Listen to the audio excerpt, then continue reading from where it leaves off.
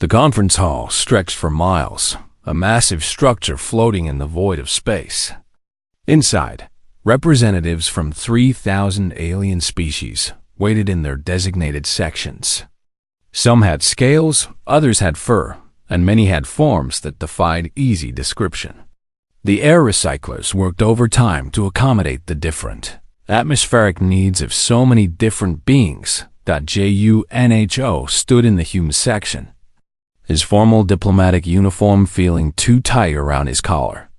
He was 42 years old, a former soldier who had transitioned to diplomacy after the first contact with alien life 3 years ago. Next to him stood Hana, her military dress uniform crisp and perfect. She kept one hand near her sidearm, a habit she could not break. On his other side, Minho adjusted his glasses nervously. The young scientist had been brought along to explain human technology if questions arose.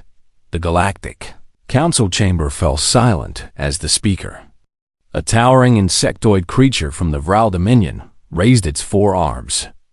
Its voice came through the translation devices everyone wore. "We gathered today to determine the fate of the species called humanity," the speaker announced. "Evidence has been presented. The vote will now commence." Junho felt his stomach turn. This was supposed to be a formality, a simple recognition of humanity's right to join the galactic community. They had done everything right.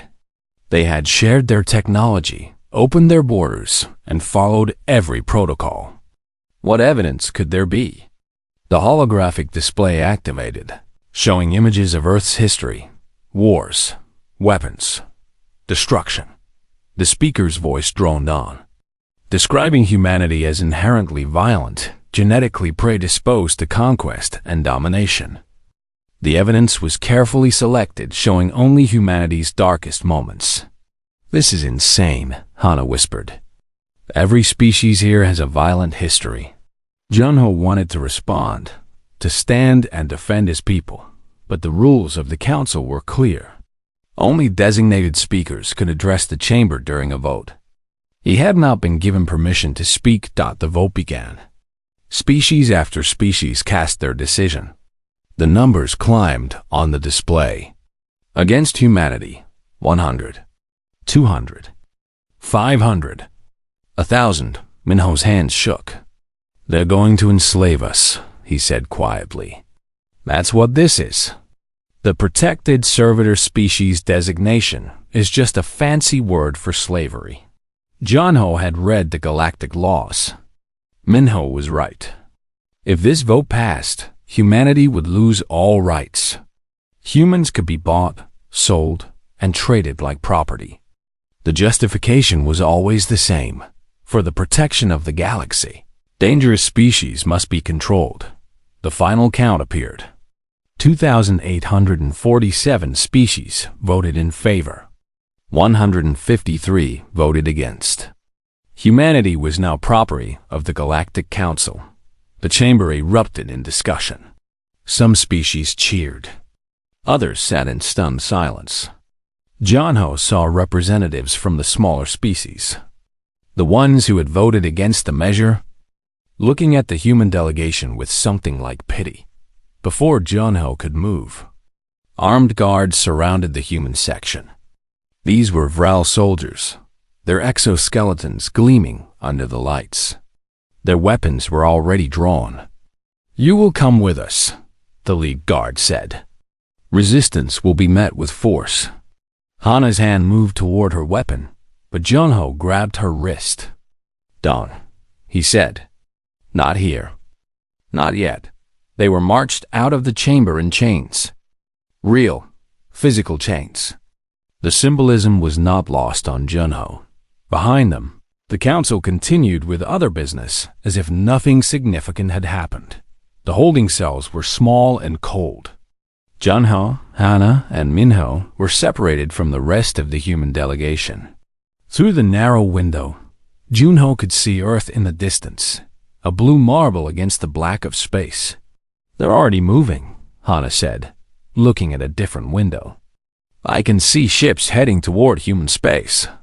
Minho sat in the corner, his head in his hands. "We have 12 colonies, thousands of ships, millions of people living off Earth. They're all going to be rounded up like cattle."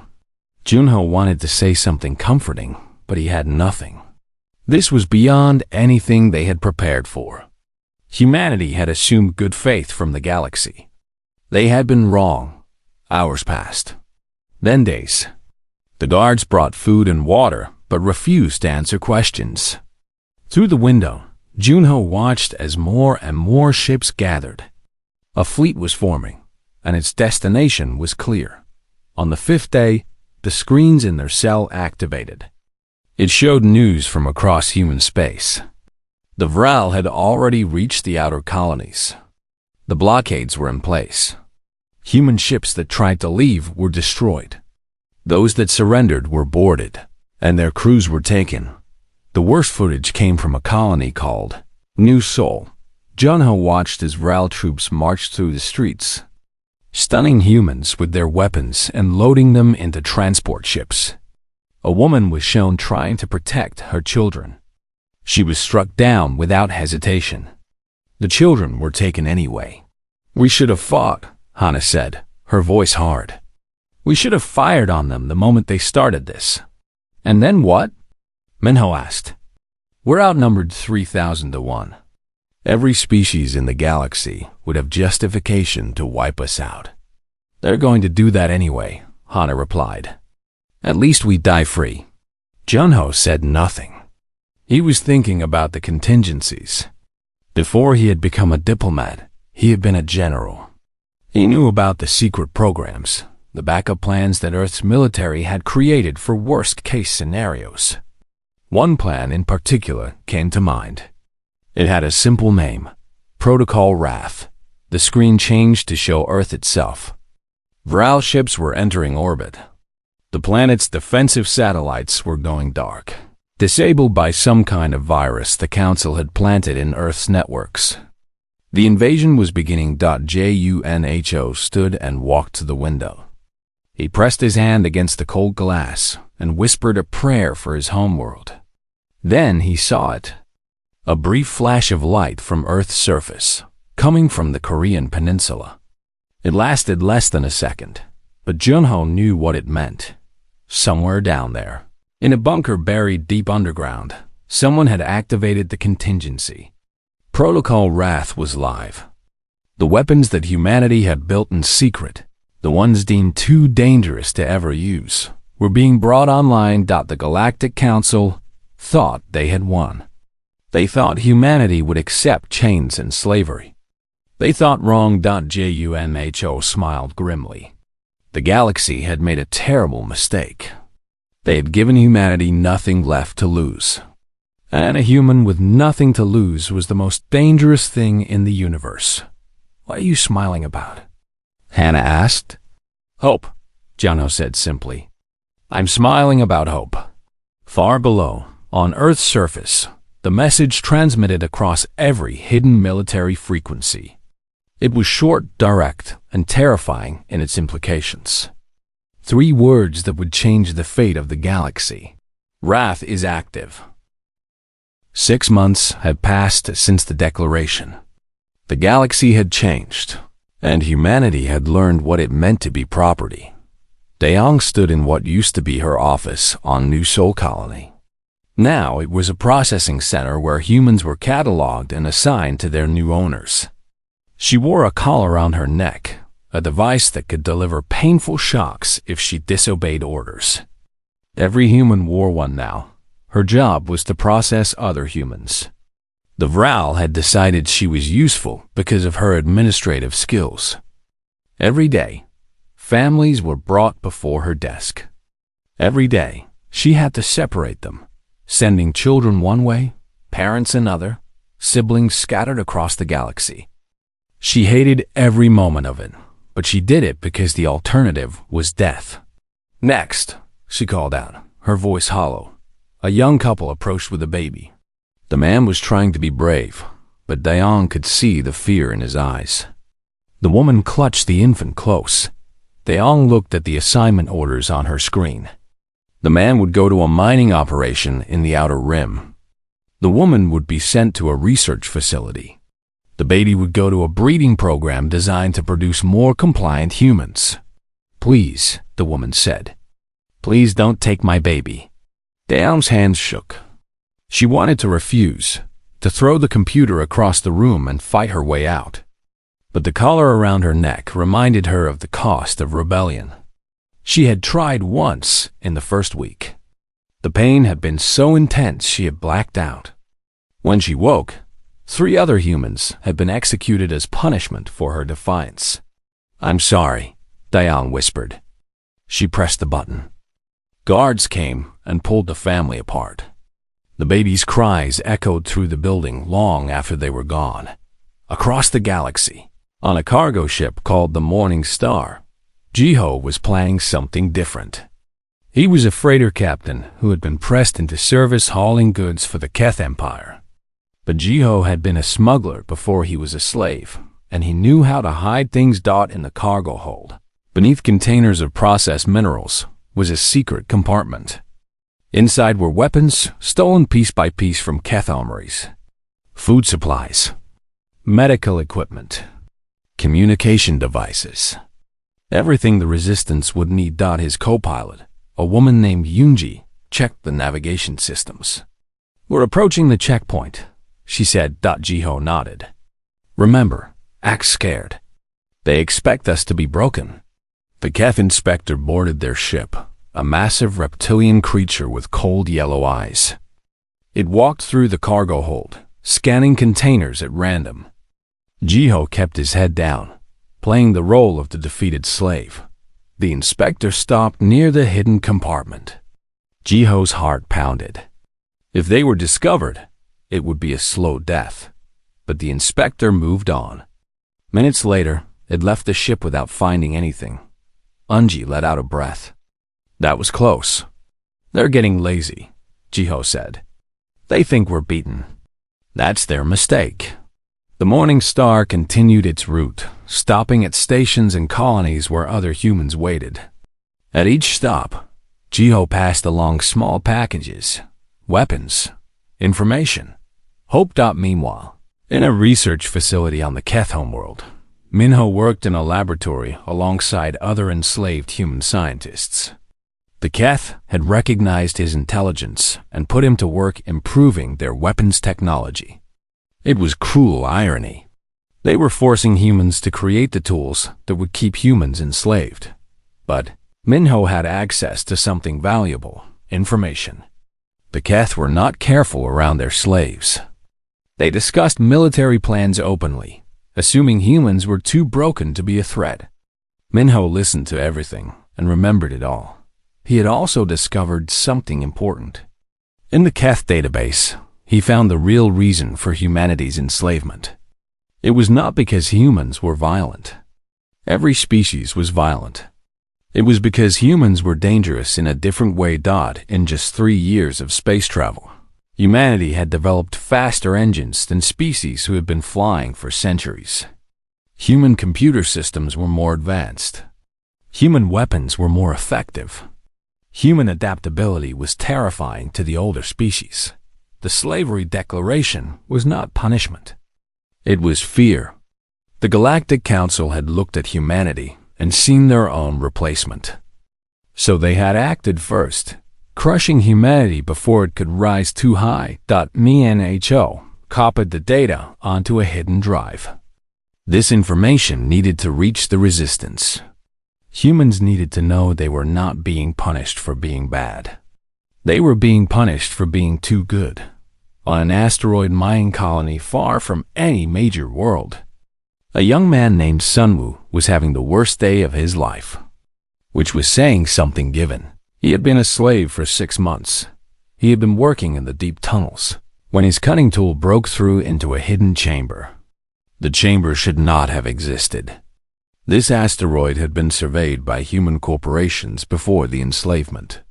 They had marked it as empty, but it was not empty.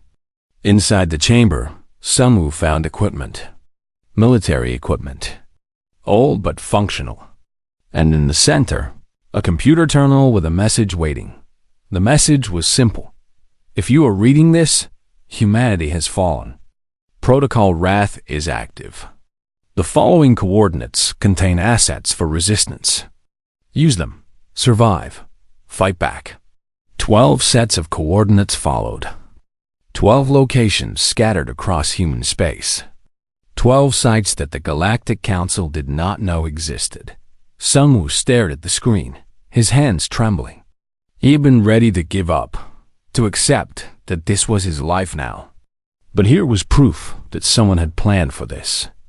Someone had known humanity might face this fate and had prepared. He copied the data and sealed the chamber. Then he made his way back to the surface, carefully hiding the drive in his boot. That night, while the other slaves slept in their barracks, Sunwoo accessed the colony's communication system. It was supposed to be locked, but Sunwoo had been a programmer before his enslavement. He knew how to break locks. He transmitted the data in a burst, sending it to every frequency he could access. Someone out there would receive it. Someone would understand what it meant. The transmission reached Jiho's ship 3 days later. He stared at the coordinates, his mind racing. He forwarded the data to every resistance contact he had. Within a week, the information reached Daeong on New Seoul. She looked at the coordinates and recognized one of them. It was less than 50 miles from the colony, hidden in the mountains. She began to plan. Getting there would be difficult. Leaving her post would be dangerous. But she had to try. If there were weapons at that site, the resistance could use them. They could fight back. On Earth, Hana had escaped her imprisonment months ago. She now lived in the underground tunnels beneath the ruins of Seoul, leading a small group of fighters.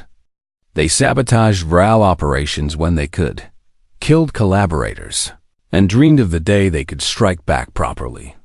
When the transmission reached her, she gathered her lieutenants. "This changes everything," she said, showing them the coordinates. "One of these sites is right here, under the old military base. What if it's a trap?" One of her fighters asked. "Then we spring it," Hana said. "But I don't think it is. I think this is what we've been waiting for." She was right. 2 days later, her team broke into the Wrath site beneath Seoul. What they found inside made them understand why Earth had not fought back immediately. These weapons were not meant for battles. They were meant for extinction. Hana stood before a quantum disruptor capable of collapsing faster than light travel lanes. Next to it, containers of nanites designed to consume starship hulls. In the back, something called a cascade device with a warning label that made her blood run cold. Can trigger premature stellar collapse. Do not use near-inhabited systems. "Dear God," one of her fighters whispered. "We built these?" "We built these," Hana confirmed. "And now we're going to use them." The message went out across every resistance channel. The Wrath sites were real. Humanity's contingency plan existed. The weapons were being recovered. The chains were still there. Humans still suffered. But now they had hope, and hope was the most dangerous thing you could give to slaves who remembered freedom. The galaxy would soon learn what happened when you pushed humanity too far. The meeting took place in an ice cave beneath the surface of Europa, one of Jupiter's moons. Hana had chosen the location carefully. The thick ice shielded them from detection, and the Vral rarely patrolled this far into the Sol system anymore. They considered Earth fully conquered. 7 people sat around a makeshift table carved from ice. Hana was there, along with Jiho, who had flown his ship through 3 blockades to arrive. Daeong had escaped New Seoul with a dozen other resistance fighters. Sunwoo, the young man who had discovered the first Wrath site, sat quietly in the corner. And there were others, representatives from the scattered human colonies, each with stories of horror and survival. "We have confirmed all 12 sites," Hana said, displaying a holographic map. "Each one contains weapons from the old military programs. The ones they shut down before first contact because they were too dangerous. Jiho leaned forward. Define too dangerous. Hannah touched the map and details appeared. Quantum disruptors that can collapse the fabric of space, making faster-than-light travel impossible in entire sectors. Nanite swarms that can consume anything made of metal, including starships. Consciousness viruses that can override any artificial intelligence. Temporal mines that create time distortions. And the cascade devices. What do the cascade devices do? Daeong asked, though part of her did not want to know. They accelerate stellar collapse, Hana said quietly. You plant one near a star, activate it, and the star goes supernova decades or centuries ahead of schedule. Everything in the system dies. The cave went silent. Sungwoo looked sick. Jiho's expression was unreadable. We can't use those, Daeong said. That's genocide. That's exactly what they accused us of being capable of. They were right, Hana said. We are capable of it. The question is whether we should be. Before anyone could respond, the ice wall exploded inward. Vral troops poured through, their weapons firing. Someone had betrayed them. Hana moved on instinct, grabbing her rifle and returning fire. Jiho pulled Daeong behind cover. Sungwoo ran for the back exit, only to find more soldiers waiting. The fight was short and brutal. The resistance fighters were outnumbered and outgunned. Hana killed 3 Vral before a stun blast knocked her down. Jiho tried to reach his ship, but was captured. Daeong fought with her bare hands until they shocked her collar. Dropping her instantly. They woke in cells on a Vral prison ship. Through the walls, they could hear screaming. The Vral were interrogating other prisoners, and they were not gentle about it. A Vral officer entered Hana's cell. It studied her with its compound eyes. You are the leader, it said. Tell us where the weapons are, and your death will be quick. Hana spat blood at its feet. You're going to kill us anyway. Why would I tell you anything? Because we will make examples of the others, the officer said. We will broadcast their deaths across every human colony. We will show your species what happens to those who resist. The officer left. Hours later, they brought Sungwoo into view of Hana's cell. They tortured him for information he did not have. Hana was forced to watch, helpless. When Sungwoo finally passed out from the pain, they simply moved on to the next prisoner. But the Vral made a mistake. They put Jiho and Daeong in adjacent cells. And Jiho, despite being a slave for months, still had a few tricks left. Using a piece of broken metal from his collar, he picked the lock on his cell. It took him 6 hours, working in the dark while guards patrolled nearby. When the lock finally clicked open, he waited for the right moment. The guards changed shift at midnight. In the brief window when the corridor was empty, Jiho slipped out and freed Daeong.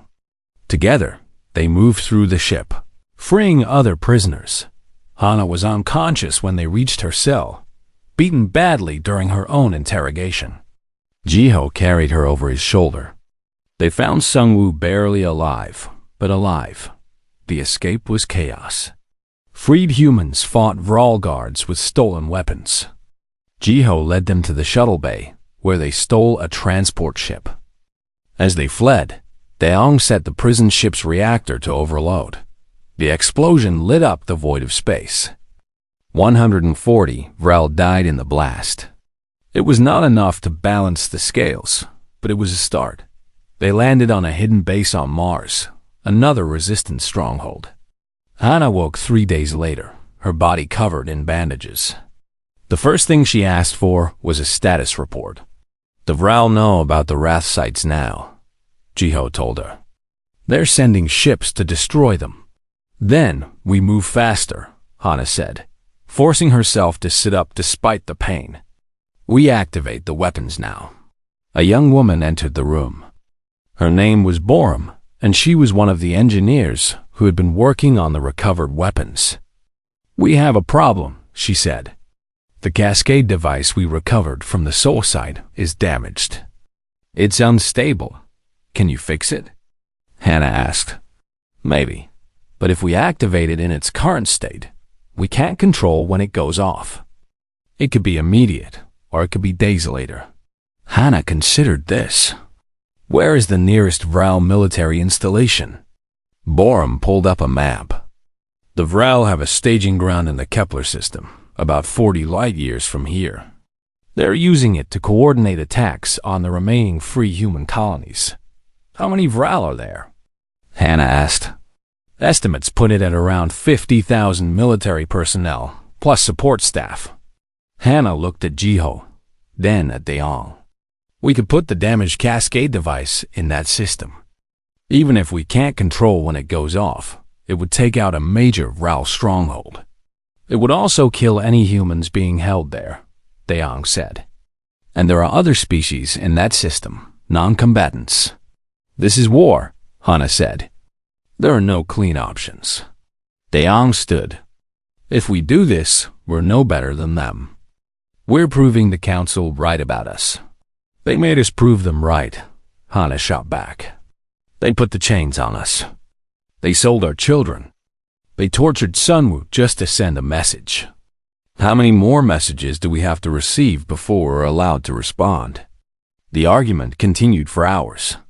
Some supported Hannah's plan. Others sided with Deong. The resistance was fracturing before it had even truly begun. Then news arrived that changed everything. A transmission from the outer colonies. The Vral had gathered 10,000 human slaves in a stadium on the colony of New Brisbane. They had executed all of them in public, broadcasting it across the galaxy as a demonstration of what happened to species who resisted. Room fell silent as they watched the footage. Children, elderly, families, all killed without mercy. Deong's hands shook. As the video ended, she looked at Hannah with tears in her eyes. Do it, she whispered. Activate the weapons. All of them. Hannah nodded slowly. Jiho, take the damaged cascade device to the Kepler system. Plant it near the star. What about the civilians? Jiho asked. I don't know, Hannah admitted. I don't know anymore. But I know we can't let this continue. Within days, teams were dispatched to all 12 RAF sites. The weapons were loaded onto ships and moved into position. The galaxy had no idea what was coming. On Earth, Minho received encrypted coordinates. He had been freed during a resistance raid on the Keth research facility and was now working to decode the weapon systems. When he saw what they were planning, he tried to send a message warning them of the consequences, but it was too late. The first quantum disruptor activated near a major RAL trade route. The space around it collapsed, and 73 RAL warships were trapped, unable to enter faster than light travel. They were stranded, decades away from any help. The Galactic Council convened an emergency session. The Vral Dominion demanded immediate action. They wanted humanity exterminated completely, every last person killed. But something had changed.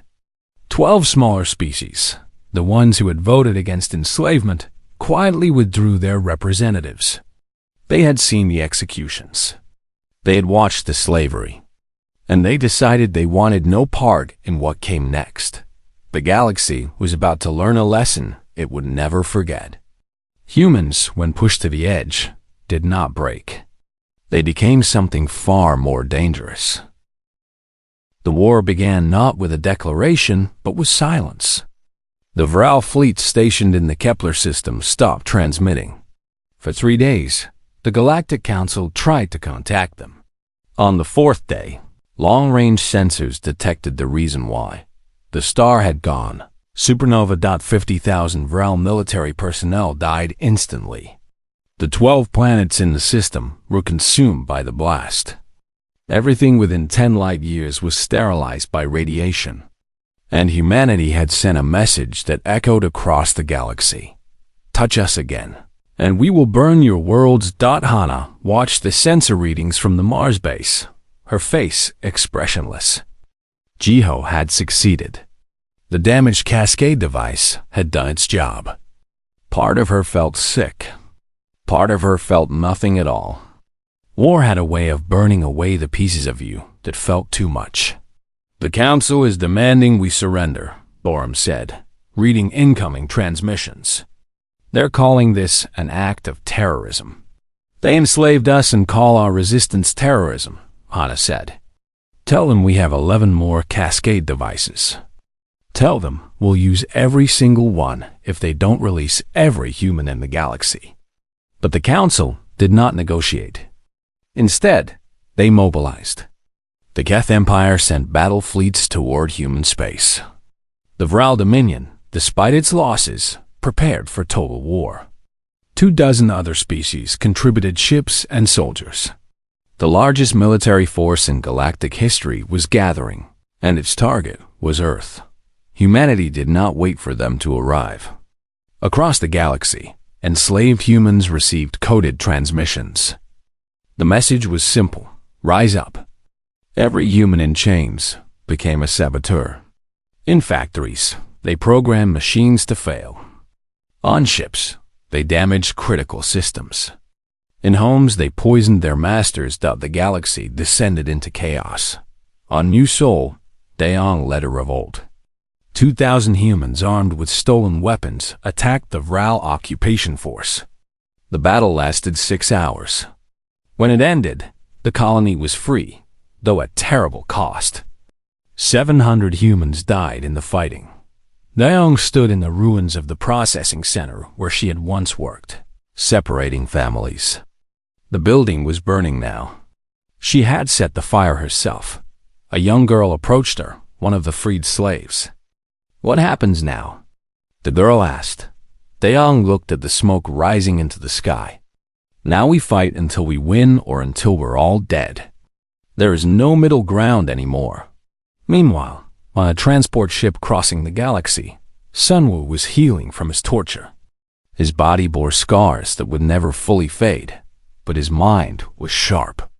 He had memorized the layout of Vral military networks during his interrogation. Now he used that knowledge to help the resistance.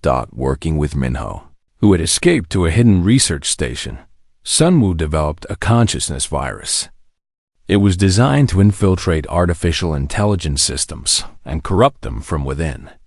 When they released it into the galactic network, the results were immediate. Vral ships lost navigational control. Keth weapon systems turned on their own soldiers. Automated factories began producing defective equipment. The virus spread like wildfire through interconnected systems. The Council tried to shut down their networks, but it was too late. The damage was done. Their technological advantage, built over centuries, was compromised in days. But humanity's weapons came at a cost. A nanite swarm released near a Keth military outpost went rogue. The microscopic machines consumed everything in their path, unable to distinguish between targets. A civilian station with 40,000 inhabitants was devoured. Most were Keth, but some were from species that had opposed humanity's enslavement. Daong saw the footage and felt her stomach turn. She had wanted justice, not this. Not innocent people dying because of weapons humans could not fully control. She sent a message to Hana. "We need to stop. We're becoming the monsters they said we were." Hana's response came hours later. "It's too late to stop. The Council won't accept anything less than our extinction now. We finish this or we die trying." Unexpected allies emerged from the chaos. The Spore Collective, a fungal species that the Council had oppressed for generations, provided biological weapons to the human resistance. The Resonance, crystalline beings who communicated through quantum vibrations, offered their communication network, allowing humans to coordinate across vast distances instantly. A coalition formed. It was not just humanity fighting anymore. It was every species that had suffered under the Council's rule. The revolution had spread. Jiho commanded a fleet of stolen and retrofitted ships. His flagship was the Morning Star, the cargo vessel he had used to smuggle weapons. Now it bristled with human weapons grafted onto an alien frame. His crew was a mix of humans and aliens, united by a common cause: freedom. They attacked Council supply lines, destroyed military installations, and freed slave camps. Jiho's tactics were brutal but effective. He had learned from human history, studying guerrilla warfare and asymmetric combat. The Council's numerical advantage meant nothing when they could not predict where the next attack would come from. The Council's response was to gather everything they had for one final push. 3,000 warships, representing the combined might of the galaxy's most powerful species, began the journey toward Earth. The plan was simple: destroy humanity's homeworld and end the resistance. Earth prepared for the attack. Every human who could hold a weapon was armed. Orbital defenses were rebuilt. Hidden weapons platforms were activated. The planet that had given birth to humanity would be defended to the last. Hannah stood in the reconstructed command center in Seoul, watching the enemy fleet approach. Next to her, Minho worked frantically on calculations. They had one last cascade device, hidden and ready. If we use it, where does it go? Hannah asked. Minho pulled up a star map. The Vral homeworld. Their sun. If we trigger it, we kill their entire species. Billions of lives. And if we don't, then they kill us. All of us. Hannah looked around the command center. These were her people. Humans who had survived slavery, torture, and war. They deserved to live. But did they deserve to live if the cost was genocide? The enemy fleet entered the solar system. They broadcast a final demand: surrender immediately or be destroyed. Hannah activated the communication channel. Her face appeared on every ship in the enemy fleet. I am Hannah, speaking for humanity. You enslaved us. You tortured us. You killed our children. And now you come to our home to finish what you started. She paused, letting her words sink in. We have a weapon positioned near your homeworld star. One command from me, and your entire species dies. Every Vral, every world you have ever built, gone. The enemy fleet held position. For 72 hours, nobody moved. The Vral commanders communicated with their homeworld. The Council convened in emergency sessions. Smaller species attempted to mediate. On Earth, people waited. Hannah's hand rested on the activation switch for the cascade device. One press, and billions would die. The weight of that decision was crushing. Junho, who had been freed during a raid on the prison station, stood beside her. The former ambassador looked older now, worn down by months of captivity. If you press that button, he said quietly, we can never take it back. Humanity will be known forever as the species that committed genocide. And if I don't press it, humanity might not exist to be known as anything. Hannah replied. Messages poured in from across human space. Some begged her to activate the weapon. Others pleaded for mercy. The resistance was divided, just as humanity had always been divided. On the third day, something unexpected happened. The Vral fleet began to pull back. Not all of it, but portions. Some ships were breaking formation. What's happening? Hannah asked. Boron checked the communications. It's a civil war. The Vral who oppose the invasion are fighting the ones who want to continue. Their empire is fracturing. The same was happening with the Keth and the other Council species. The subject races they had conquered were rebelling. The weapons humanity had unleashed had given hope to everyone who had ever been oppressed. The galaxy was tearing itself apart, and Earth stood at the center, still holding the trigger to ultimate destruction. Hannah knew she had to make a choice. Press the button and ensure humanity's survival through terror, or lower her hand and risk everything on the hope that the galaxy could be better than its worst instincts. She thought of Sunwoo, tortured for no crime. She thought of the families torn apart on New Seoul. She thought of 10,000 humans executed in a stadium. And then she thought of the 40,000 civilians consumed by the nanite swarm. The billions who would die if she pressed the button. The children who would never be born. Her hand trembled over the switch. The fate of the galaxy waited on her decision. For 72 hours, the galaxy held its breath. The Vral fleet remained at the edge of the solar system, weapons armed but not firing.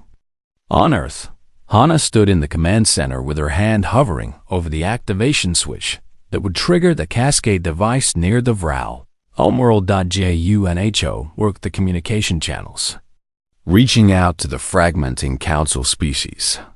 Minho calculated trajectories and blast radiuses, preparing for every possible outcome.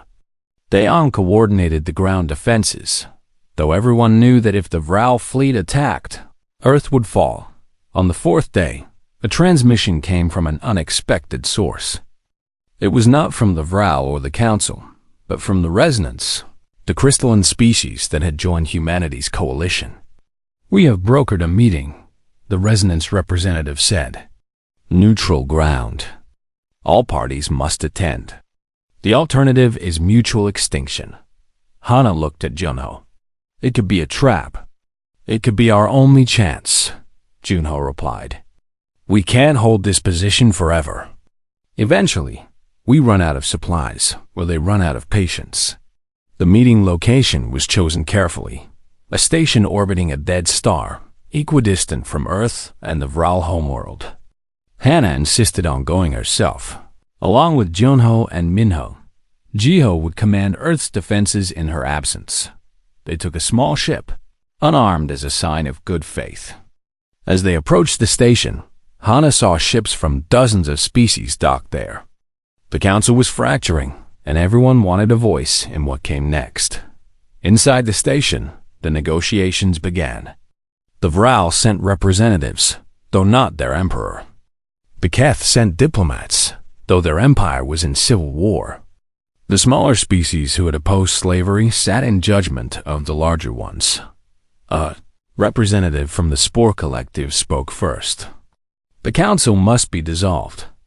It has failed its purpose and become a tool of oppression." The Vral representative objected. "Humanity started this war. They used weapons of mass destruction. They must be held accountable." Junho stood, his diplomatic training returning despite the months of torture. "We were enslaved for existing, for being too good at adapting, too quick at learning. You feared us, so you chained us. And when we fought back, you called it terrorism." The arguments continued for days. Accusations flew. Evidence was presented. The galaxy's dirty secrets were exposed. The Council had enslaved 17 species over the centuries, always with the same justification: protection of the galactic order. But the Vral were not interested in philosophical debates. Their representative made their position clear. "Release the weapon targeting our homeworld and we will negotiate. Keep it active and we will finish what we started." Hana stepped forward. "You have 3,000 ships in this system. We have one planet. But if you attack us, we take your entire species with us. Is Earth worth that price?" The Vral representative leaned back. "Is our species worth yours?" The question hung in the air. Everyone in the room understood what was being asked. This was not about justice anymore. It was about whether anyone would survive the day. Minho intervened, his scientist mind seeing a different angle. "What if we could verify disarmament?" Both sides stepped down simultaneously. "We deactivate the cascade device. You withdraw your fleet. The galaxy witnesses both actions. And who enforces this?" The Keth representative asked. "Who ensures compliance?" "We do," said a new voice. Representatives from 37 smaller species stood together. "We have watched the great powers abuse their authority for too long. A new order is needed. One where power is shared, where slavery is abolished, where no species can be declared property." The negotiations stretched into weeks. During that time, Hana kept her hand metaphorically on the trigger. The Vral fleet remained in position. On Earth, people waited, wondering if each day would be their last. Slowly, painfully, an agreement took shape. The terms were harsh on everyone. The Galactic Council would be dissolved. All slaves from all species would be freed immediately. War crimes trials would be held for council leadership. Reparations would be paid to humanity and other enslaved species. But the most controversial term came from Hana herself. Humanity would retain control of the wrath weapons. Not all of them, but enough. Hidden across human space, ready to activate if humanity ever faced extinction again. You want to hold the galaxy hostage?